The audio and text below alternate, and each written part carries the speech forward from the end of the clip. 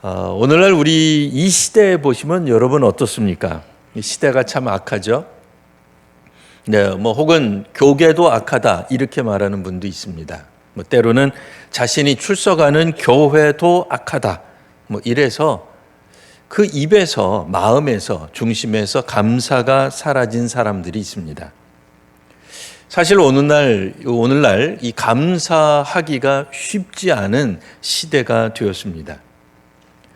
근데 우리가 오늘 이 찬송한 것처럼, 조금 전에 우리 예배 중에 찬송한 것처럼 참 다양한 이유로 감사할 수 있구나. 꼭 추수만을 위하여 풍성함 때문에 감사하는 것이 아니라, 우리 찬송가 가사 우리 몇 절 쭉 하면서 우리가 이런 교회이기 때문에, 또 우리의 친구들 때문에, 가족들 때문에 등등 여러 가지 이유로 감사할 수 있구나 라고 하는 것을 우리가 알게 됩니다. 오늘 본문에는 놀랍게도 구약 성경 역사상, 북왕국 역사상 가장 악하다고 정평나 있는 아합이 하나님의 은혜를 받는 놀라운 장면이 나옵니다. 우리가 생각건대 엘리야뿐 아니라 하나님의 선지자들을 그렇게 잡아 죽였던 아합 왕이니 그에게 하나님의 선하심, 하나님의 은혜가 임할 것이라고는 조금도 생각할 수 없죠.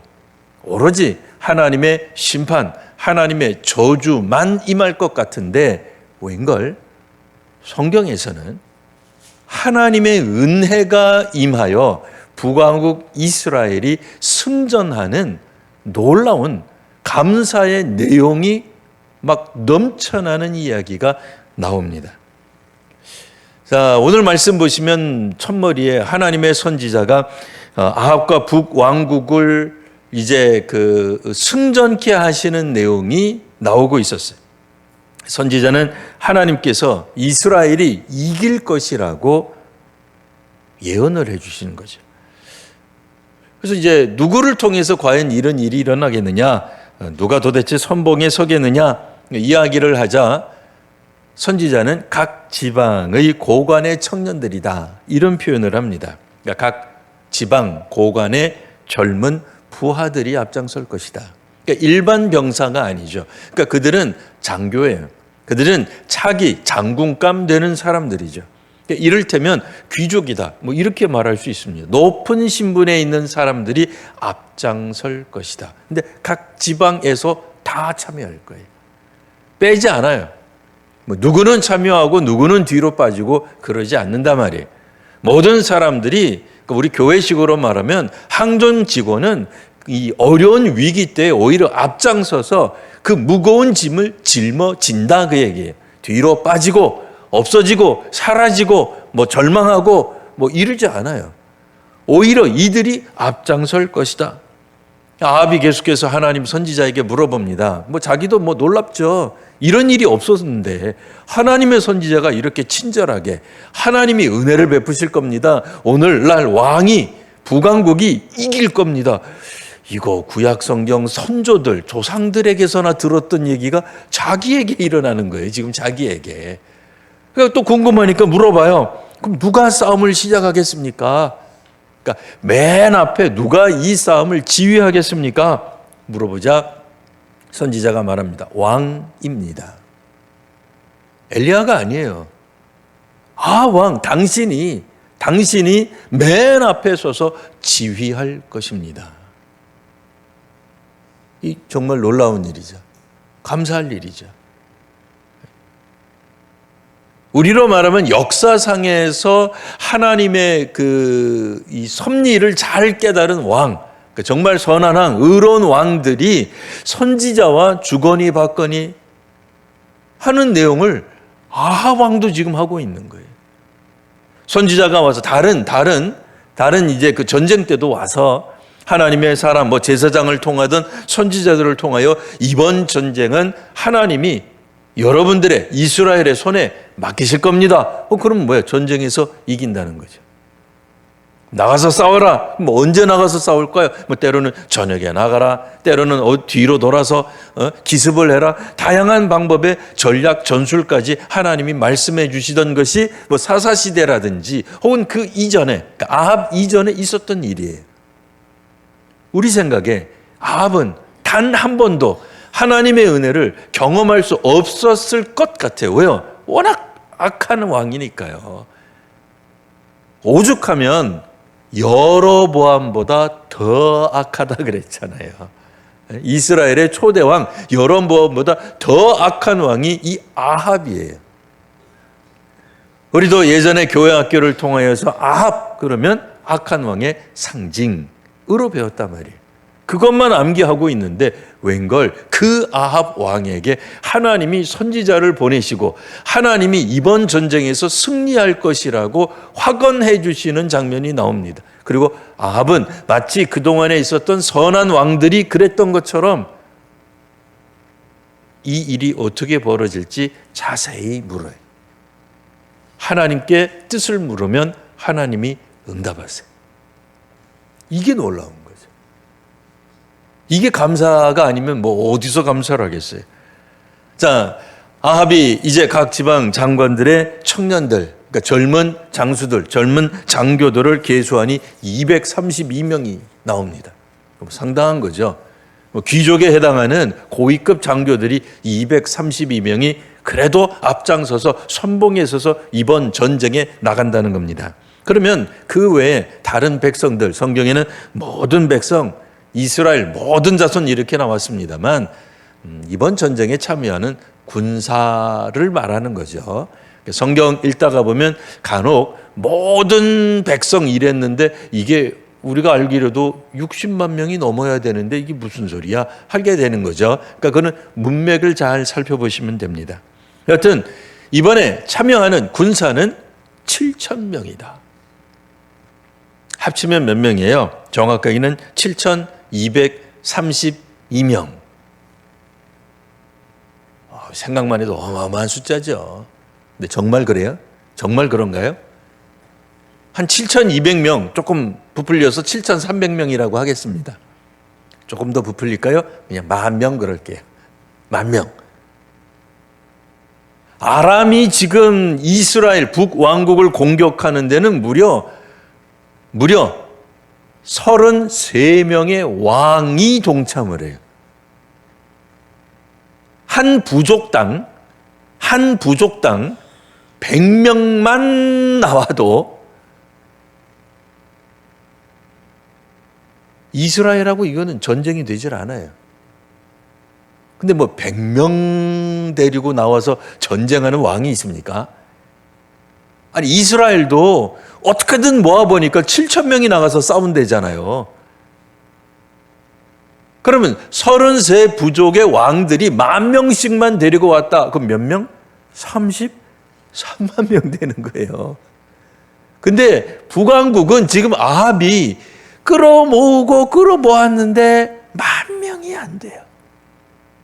조금 더 줄여서 얘기하면 7,000명 되는 거예요. 그거 가지고 싸우겠다는 거예요. 근데 이미 우리는 성경에 익숙하기 때문에 압니다. 뭘 알아요? 전쟁은 숫자로 하는 게 아니다. 우리는 다 압니다. 근데 현실적으로 어때요? 현실적으로.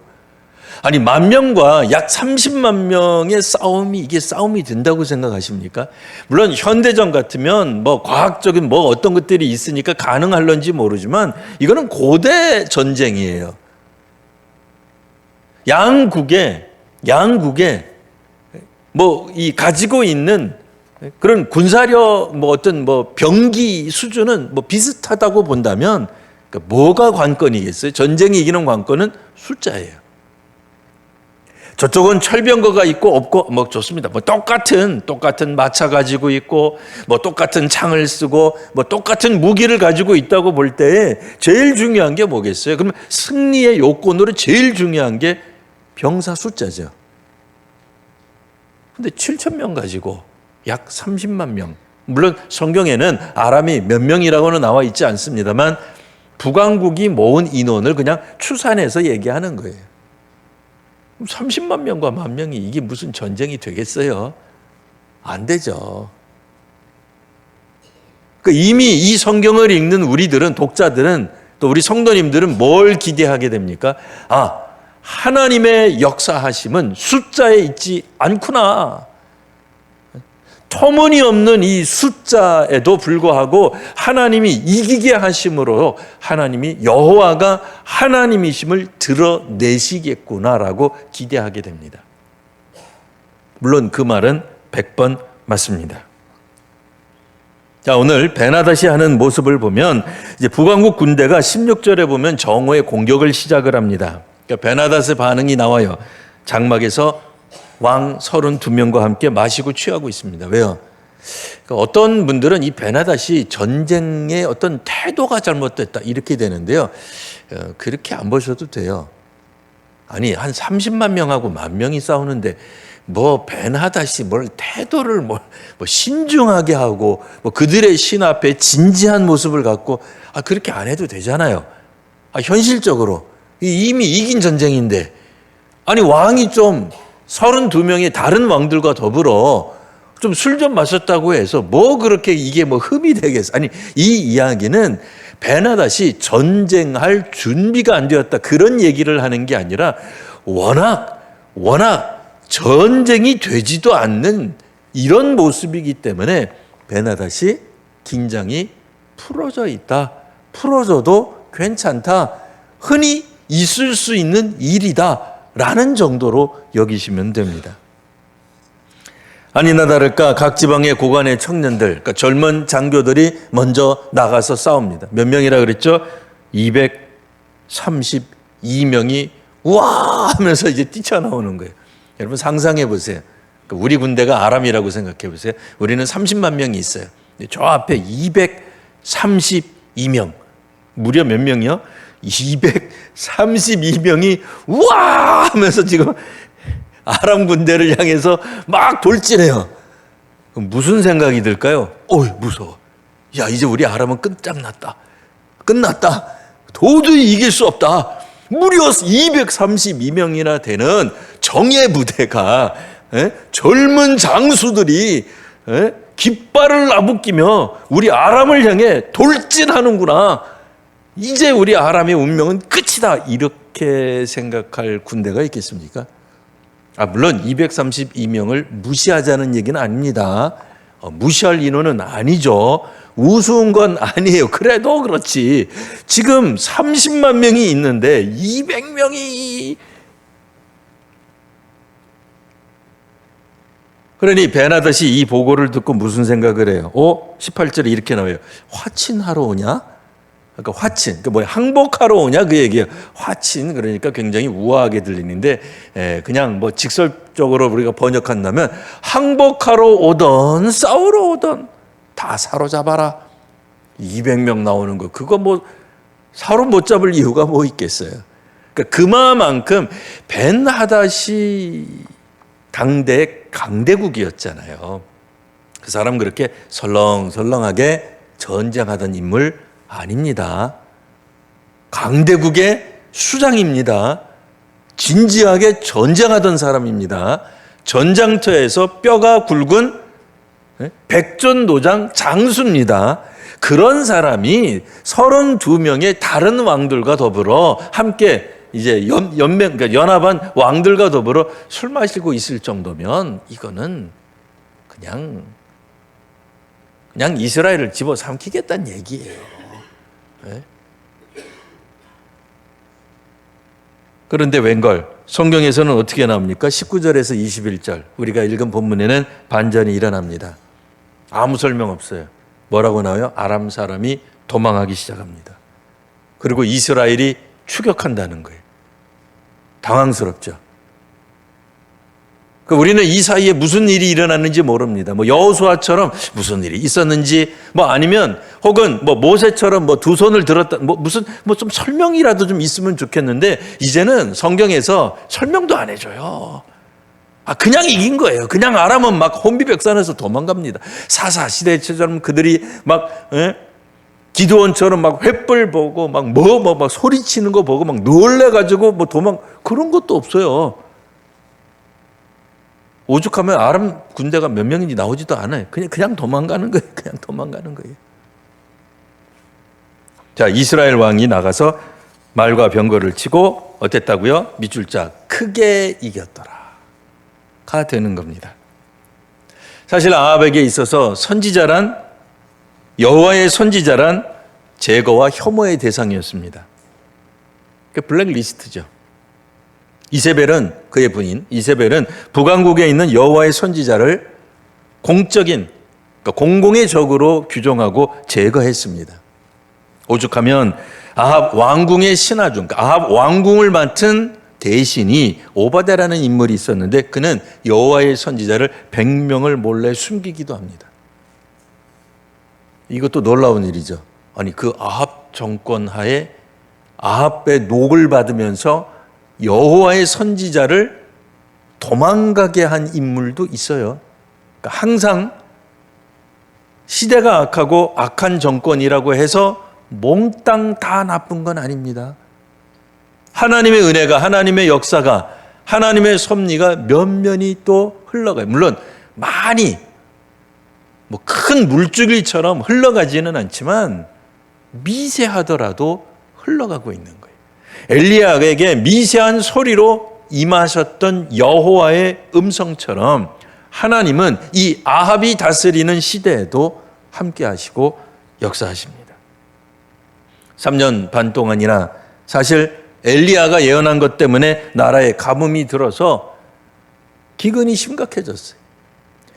그러니 아합 입장에서 보면 엘리야는 이거는 공공의 적이에요. 국가적 재난을 가지고 온 최우선 제거해야 될 적임이 틀림없습니다. 근데 아합을 만난 엘리야가 어떻게 했어요? 불로 응답하는 신이 하나님이다. 이걸 놓고 대결을 벌이죠. 바알의 선지자는 450명, 아세라 선지자는 400명, 합치면 850명입니다. 그에 비해 여호와의 선지자는 몇 명? 1명. 엘리야 1명. 그러니까 보통은 우리가 일반적으로는 숫자가 많은 쪽이 강한 능력을 보이는 게 맞죠. 어떤 신이든지 역사하니까 어떤 신이든지 풍성케 만들어주니까 한쪽은 바알은 450명, 아세라는 400명이나 선지자를 두었는데 이번 그 갈멜산 대결에서 나오는 여호와의 선지자는 1명. 우리가 생각할 때 아무래도 교인 수가 적으면 많아지기 원하는 건 자연스러운 일입니다. 그러나 엘리야 이야기를 통해서 우리가 알 수 있는 건 숫자와 관계없이 그 1명이라도 하나님이 응답하시는가가 중요한 거예요. 여호와의 선지자가 숫자가 많아지는 게 중요한 게 아니에요. 그렇게 말을 한다면 북왕국에는 어쨌든 금송아지랍시고 갖다 놓은 그 여호와 성전이 이미 있었어요. 무려 2개나 남왕국에 비해서 훨씬 더 많이. 그럼에도 북왕국은 영적으로 타락합니다. 성전 숫자가 많은 것이, 국민들 숫자가 많은 것이 하나님의 복을 누리는 것과는 전혀 관계가 없습니다. 도리어 갈멜산 그 대결에서 오직 1명밖에 없었지만 여호와의 선지자는 1명밖에 없었지만 그 선지자에게 응답하는 신은 여호와이셨어요. 성도가 1명뿐이지만 성도가 작지만 숫자가 없어도 그 교회가 만일 기도했는데 응답을 받는다면 그게 더 중요한 것입니다. 이 똑같은 경험을 아합이 했어요. 그때는 어떻게? 여호와의 선지자를 죽이려는 입장에서. 죽이려는 입장에서. 근데 이번에는 자신이 여호와의 선지자. 이번에 나온 선지자는 엘리야가 아닙니다. 다른 선지자를 통해서 아합이 여호와가 참 하나님을 알게 되는 역사 속에 주인공이 된다는 거예요. 우리가 전에 현수막에 붙어 있었던 역대하 14장 11절이 있습니다. 그걸 우리 개역 개정 성경에는 이렇게 기록되어 있습니다. 아사라고 하는 인물이 그의 하나님 여호와께 부르짖어 이르되 여호와여 힘이 강한 자와 약한 자 사이에는 주밖에 도와줄 이가 없사오니 우리 하나님 여호와여 우리를 도우소서. 이게 이제 개역 개정이고요. 새번역이라고 하는 성경이 있습니다. 새번역에서는 주님께서 돕고자 하실 때에는 숫자가 많고 적음이나 힘이 세고 약함을 문제 삼지 않으십니다. 숫자에 있지 않다라고 하는 것을 보여주셨어요. 사실 오늘 이 시대를 살아가는 우리도 우리의 능력을 넘어서는 문제를 마주할 때가 있습니다. 그래서 어린이는 내가 어른이 되면 좋겠다. 왜요? 어린이기 때문에, 아이이기 때문에 할 수 없는 일을 어른이 되면, 힘이 세지면 문제를 해결할 수 있겠거니. 이게 자연스러운 거예요. 틀린 생각 아닙니다. 작은 교회는 해답이 성장에 있다, 부흥에 있다고 여깁니다. 틀린 생각 아닙니다. 맞습니다. 혹자는 현대 한국교회를 보며 이 한국교회가 전반적으로 성도들이 줄어들고 감소하는 교세를 보니 정말 답이 없다. 이런 얘기를 합니다. 세계 정치나 한국 정치는 빼고요. 그냥 우리 교계만 보더라도요. 아람의 베나다처럼 엄청난 숫자, 공격해오는 아람처럼 엄청난 숫자와 우리가 이길 수 없는 현실을 직면할 때 과연 우리가 감사할 수 있을까 하는 마음이 들 수밖에 없어요. 그러나 오늘 성경에 나와 있는 것처럼 약자의 편을 들어주시는 하나님이 계시기에 우리는 감사할 수 있습니다. 우리는 기본적으로 많은 열매, 풍성함, 부흥, 성장 이런 것이 있으면 이거는 절로 성취감 때문에, 만족감 때문에 감사가 절로 나올 거예요. 누가 말려도 그렇죠? 기쁨이 속에서 끓어오를 거예요. 왜? 월급이 올랐는데, 신분이 올랐는데, 우리 애들이 우리가 원하는 것 이상으로 좋은 대학에 들어가고 직장 들어갔는데 옆에서 말려도 왜 자꾸 희죽희죽 김집사 좋은 일 있어? 그러면 그냥 빨리 따다다닥 얘기해야죠. 속에서 막 쏟아온단 말이에요. 그러면 약할 땐, 부족할 땐, 위협을 당할 땐, 엘리야처럼 혼자일 땐, 지금처럼 약간 이상하지만 그래도 아합처럼 근 30만 이상 되는 대적을 앞두고 어쩔 줄 모르는 왕이 되었을 땐 그럼 감사가 없는 게 자연스럽고 당연한 겁니까? 아닙니다. 상대적으로 약하고 부족함에도 하나님이 함께 하시는 은혜가 있습니다. 하나님의 사람들, 그 약할 때 하나님이 우리를 돌보시는 은혜가 있단 말이에요. 그럴 때에 정말 우리 속 저 깊은 곳에서 치밀어 오르는 감사가 있어야 됩니다. 그게 하나님으로 인한 감사예요. 우리가 성공하고 이루고 풍성해졌기 때문에 절로 누리는 그런 감사, 기쁨, 시죽거림, 웃음이 아니라 아합처럼 사실 우리도 보면 악한 구석이 있어요. 하나님 보시기에 옳은 구석이 하나도 없어요. 한국교회 그렇게 대단하겠어요. 잘하는 거 없어요. 우리가 세계를 바라보더라도 왜 그렇게 세계 국가 원수들 정상들은 저렇게 엉뚱하게 국정을 하는지 다 답답한 것밖에 없잖아요. 그래서 감사가 없어져요.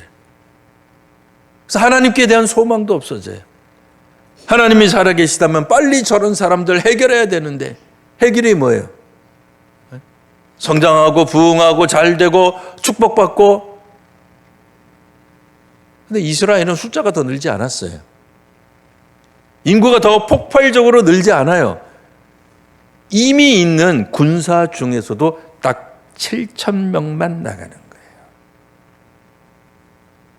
더 이상 사람들로 하여금 우리의 능력으로, 우리의 경건으로, 우리의 계획으로 우리가 잘한 것 때문에 이 전쟁에서 이겼다고 더 말할 수 없도록 어찌 보면 최소한의 숫자, 어떻게 보면 굉장히 상징적인 숫자 7,000명, 완전 숫자는 7.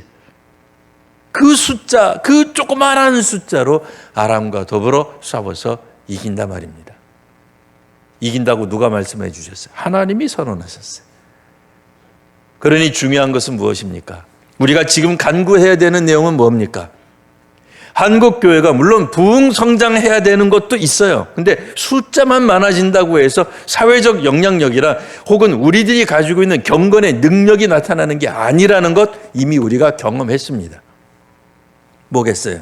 지금 있는 인원이라도 저희가 기도할 때, 우리가 기도할 때, 작은 교회가 기도할 때, 지하에서 모이는 개척교회가 기도할 때 응답받게 하옵소서.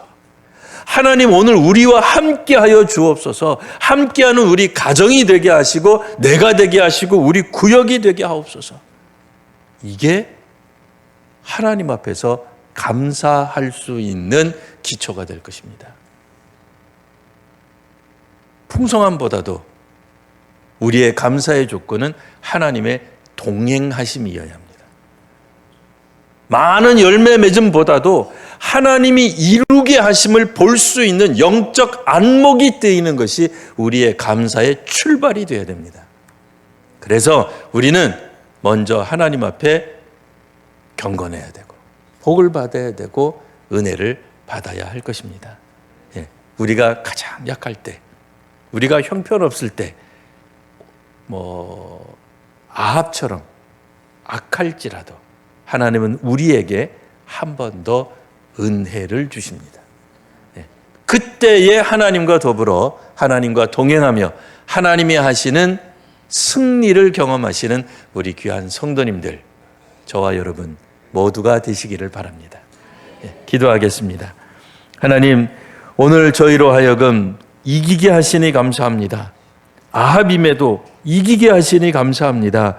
주님, 때로는 저희들도 아합과 같은 악함이 우리 속에 있음을 고백하오니 연약한 저희들을 붙들어 주시고 함께하여 주시옵소서. 감사가 사라진 저희를 다시 한번 일으켜 세우셔서 하나님의 선지자를 보내어 주시고 천사를 보내어 주시어 깨닫게 하시고 오늘 이 절망 한복판에서 하나님이 이끄시는 하나님이 행하시는 행동을 보게 하옵소서. 예수님 이름으로 기도합니다. 아멘.